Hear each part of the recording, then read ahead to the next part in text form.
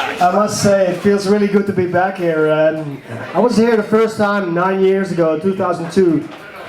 We were following a man with a vision. A man who came and said he was going to stop Japanese whaling in the Antarctic. And we went down with a ragtag bunch of people from various countries around the world on a ship that was way too slow to even catch up with the Japanese whaling fleet. A ship that was pretty much being held together with duct tape and wire. But we still went out there. We still went to the most treacherous seas on the planet. We went down to the Antarctic. We tried to find the Japanese whaling fleet. We didn't even find them the first season, but we still did it. And despite that first campaign that we really didn't book that success that we wanted to, we went back there again, time after time. And we went back 7 times because Paul really believed that we could shut him down. And every single campaign, we got more and more successful. More and more successful. We got their kill numbers down every single time. And this year, I must say, has been absolutely amazing. This year, we pretty much destroyed the Japanese whaling fleet.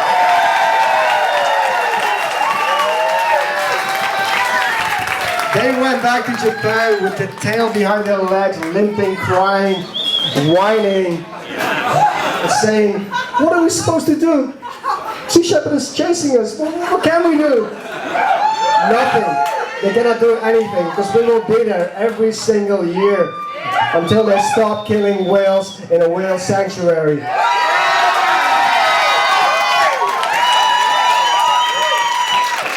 And let me just say, this is not about stopping whaling.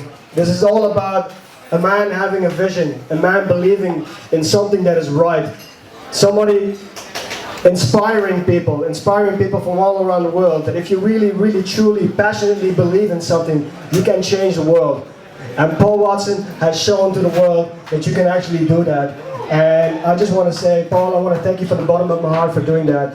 This was a message of hope to the whole world. If you want to believe in something, go out there and do it. You can do it.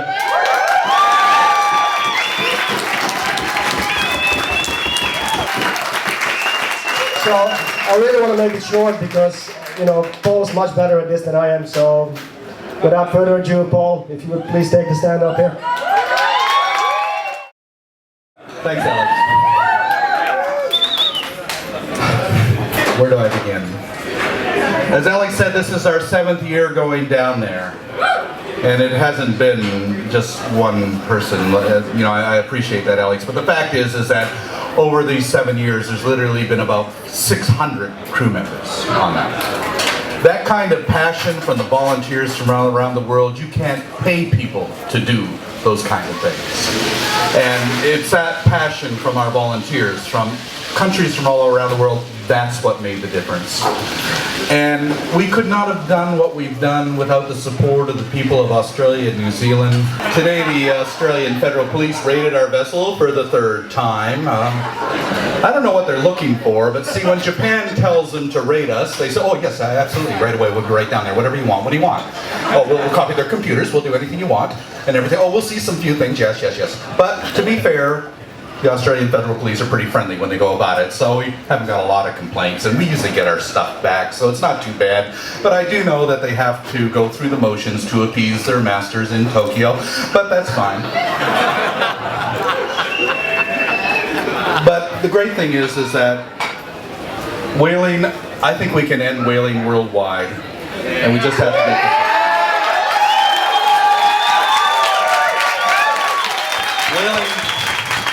Whaling has no place. Whaling has no place in the 21st century. I don't know, what your experiences are with whales, but I do know that when people come in contact with them, they're not coming into contact with quite any other animal like it. There's something different about whales. Something we really can't put our finger on. But over the years, I've had many experiences with them, and I've come to the understanding that they're smarter than us. Quite simply smarter than us. And unfortunately, they don't have the killer instinct of us sort of overly conceited naked apes as human beings. And so therefore they have no way of defending themselves from us. But I really believe that, Voyager, they put the different songs and languages as they sent it off into outer space. And they also recorded the songs of the humpback whale and sent that off into outer space. I always wonder if some extraterrestrial life, if they find this, who they'll identify more with, the whales or with people. And if they come to visit us, who do they want to visit? The whales or us? Most likely the whales. They sing much better. And I think that they have a lot more to say, because there's so much we could learn from them. And one of the things that we can learn from them is the fact that if we're going to survive on this planet, we have to protect our oceans. We have to protect life in our oceans. If our oceans die, we die. It's as simple as that. We cannot live on this planet with a dead ocean. And just to sum it up, I just want to use this example. Don't consider this as a planet, consider this as a spaceship. We are on a spaceship hurtling through space at an incredible speed. And there are two types of species on this spaceship. There's the crew and there's the passengers. The crew keep everything running. The passengers are having a good time. We are passengers. We've got to respect the crew. And the crew are those species that keep this planet running. The bacteria, the insects, the fish, those creatures that are responsible for the air we breathe, the food we eat, that regulate the climate, the temperature. They are the support crew of Spaceship Earth. If we destroy them, we destroy our life support system. And that's the understanding that we have to come to. And unfortunately, we're killing them off. And we're going to wake up one day and realize that we no longer have a life support system. We no longer have a future. A few years ago, I was criticized in the United States quite viciously on the Fox network, which is not unusual. But because I made a statement that worms were more important than people. And people got really upset. How dare you say something that worms are more important than people? Forget about whales, I'm talking about worms. And I answered that by saying, I said that worms are more important than people for a very good reason. Because worms are more important than people. Worms can live on the earth without people. People cannot live on the earth without worms. We need them, they don't need us. We need ants, they don't need us. We need bacteria, they don't need us. We need fish, they don't need us. We have to protect them for our own self-preservation. It's as simple as that. That's the understanding that we're trying to get across. And I believe that we're coming to grips with that. More and more people are becoming aware of just what these connections are. And hopefully they'll become aware of it soon enough so that we'll be able to actually preserve our own species, because otherwise we'll go extinct. We may be back next year. There's a 75% chance that the whalers will not return. I think it's looking better every day.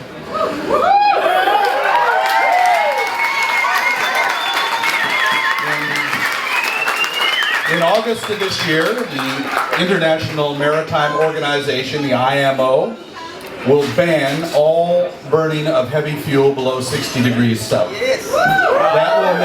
That will make the Nishan Maru illegal under IMO regulations. To replace the Nishan Maru will cost them $200 million, and they're already $200 million in debt. They're not going to do it. So I believe they will not be back here next year. But in the event that they are, we will be ready to return. We will never give up as long as they're going down there. Yes.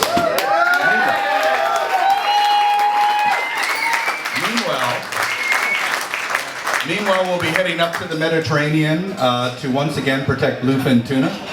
We'll be going and trying to defend whales off of Norway and Iceland, dolphins in Japan, sharks in the Galapagos. One of the things that Alex didn't mention was that he is our director for the Galapagos Islands. And the Galapagos, 10 years ago or 11 years ago, we decided that if we can't save a place as beautiful, as unique, as pristine as the Galapagos, then what can we save? So that's our line in the sand. We have to save and protect the Galapagos Islands. And so that's why we've devoted so much attention to it. And thanks to the leadership of Alex Cornelissen, we have a great working relationship with the Ecuadorian Federal Police and with the park rangers in the Galapagos, and we're making a difference there. And we're really proud of Alex for his leadership on that. And I would like to recognize one other captain who's not here. That's Lockie McLean, and he is the captain of the Gojira. Well, the Australian Federal Police were very upset that the Gojira did not come back today because it has the Australian flag. And they were going to jump on it with all sorts of citations and violations and whatever. but we sent it to Tahiti, where it was welcomed by the Environment Minister of Tahiti, who said, we're glad you're here, and by the way, can you help us get rid of some poachers in these waters, and we got a boat that we might want to donate to you. So that's the Tahitian government.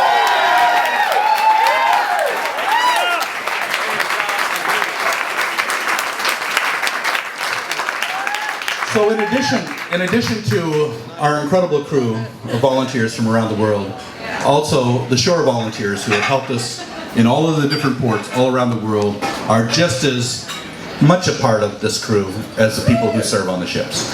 And again, that makes it possible for us to do what we do. And so I'd like to really thank all of those people who are here, who are on all the ports around the world, who have been supporting us, because this is our support base, and they've proven to be invaluable for our success. Yeah!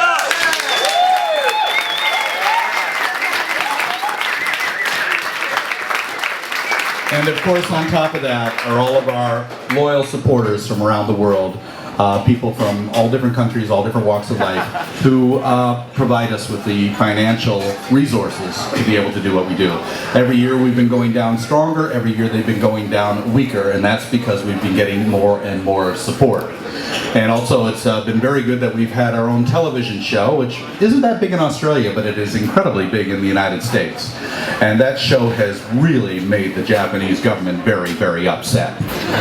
They've tried everything they can to shut it down, but they've been very unsuccessful. Last week the Japanese foreign minister called in the ambassadors from the Netherlands, New Zealand, and Australia, and demanded that those three countries take action against Sea Shepherd. What kind of action? Japan hasn't charged us with a single crime. What kind of action do they want to take? This just is completely bizarre that they think that they're going to take action against us when they themselves haven't charged us with a single crime. So what do? They call us eco-terrorists. You know what my answer to that is? Either arrest us or shut the hell up. It's gotten to the point that if you disagree with somebody, they're a terrorist. We don't even know what a real terrorist is anymore. I can tell you right now, Osama bin Laden would not be caught dead throwing stink bombs onto a tour bus.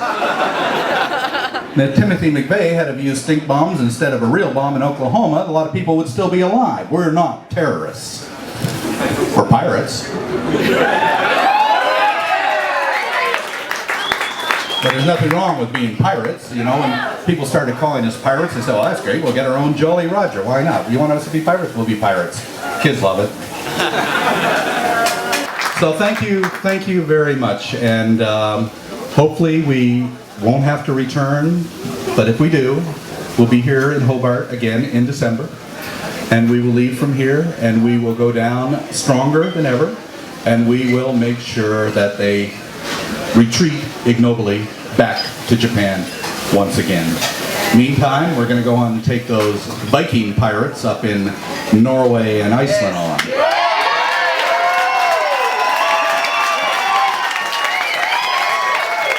Now, a lot of people have criticized us and said, "Oh, how come you're picking on Japan? What about Norway and Iceland?" People have very short-term memories. In 1986, we sank half of Iceland's whaling fleet. We sent it to the bottom. We destroyed their whale processing plant. We shut them down for 17 years. It's time to go back. Now, you might think sinking a half of somebody's whaling fleet in their harbor and destroying their whale processing plant is illegal. I thought so. I actually flew to Reykjavik to demand that they arrest me. I landed at the airport. There's 150 police officers there to greet me. And the chief immigration officer came up to me and says, "Captain Watson, how long do you intend to stay in Iceland?" I don't know, 5 minutes, 5 days, 5 years, I don't know. You know, he says, "Well, are you admitting to sinking these ships?" "Yeah, we're going to sink the other 2 at the first opportunity." Instead of arresting me, they put me on a plane and told me to go home. The Minister of Justice stood up in the House that morning in Parliament and he says, "Who the hell does he think he is? He comes into our country and demands to be arrested. Get him out of here." They knew that to put me on trial would be to put themselves on trial, because that is the key to our success. We are not a protest organization. We oppose criminals, and a lot of these criminals are supported by the governments that host them. But the fact is, when it gets right down to the nitty-gritty, they can't defend themselves in a court of law. And we have never been convicted of a felony. We've never injured anybody. We are the cops on the sea cops.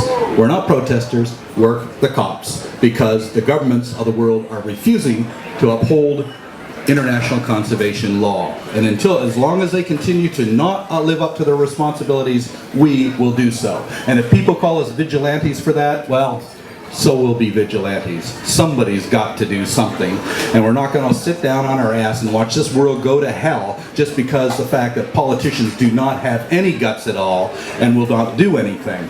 The problem is every single international meeting that we've ever had, where they all sit down and they draft up all of these wonderful things about how they're going to save the planet, not one of them has ever been implemented. They're all full of shit. Every single one of them. If you want anything done in this world, we have to do it ourselves. And I was very, very, very proud of the fact that one of our first advisory board members, we had two advisory board members right at the beginning. One was Buckminster Fuller, and the other one was Margaret Mead. And Margaret Mead was the one who told us never, ever depend upon governments or major institutions to solve any problems. They never have, they never will. All major revolutions come through the passion of individuals and groups of individuals working together. Nothing will ever be solved by government. Nothing.